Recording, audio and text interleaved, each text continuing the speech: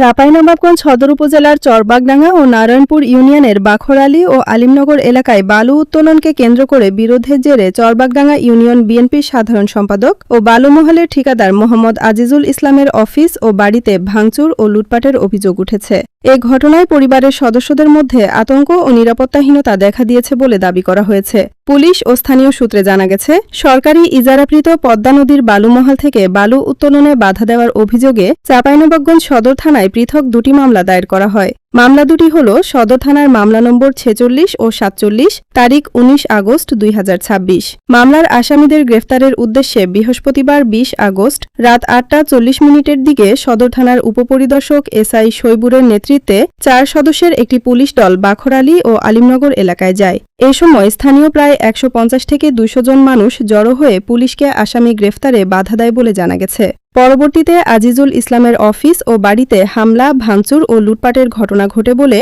অভিযোগ করেছেন তার পরিবারের সদস্য ও স্থানীয়রা। তাদের অভিযোগ, হামলাকারীরা বাড়িতে প্রবেশ করে আসবাবপত্র ও বিভিন্ন মালামাল তছনছ করে এবং নগদ টাকা ও স্বর্ণালংকার নিয়ে যায়। আজিজুল ইসলামের পরিবারের পক্ষ থেকে অভিযোগ করা হয়েছে, আত্মগোপনে থাকা এক আওয়ামী লীগ নেতার নির্দেশে এ হামলা চালানো হয়েছে। তবে এ অভিযোগের বিষয়ে অভিযুক্ত ব্যক্তিদের বক্তব্য তাৎক্ষণিকভাবে পাওয়া যায়নি। পরিবারের সদস্যদের আরও দাবি, হামলার পর থেকে তাদের বিভিন্নভাবে হুমকি-ধমকি দেওয়া হচ্ছে। এতে তারা চরম আতঙ্ক ও নিরাপত্তাহীনতায় রয়েছেন। পরিবারের পক্ষ থেকে তাদের নিরাপত্তা নিশ্চিত করতে প্রশাসনের কাছে প্রয়োজনীয় ব্যবস্থা নেওয়ার দাবি জানানো হয়েছে।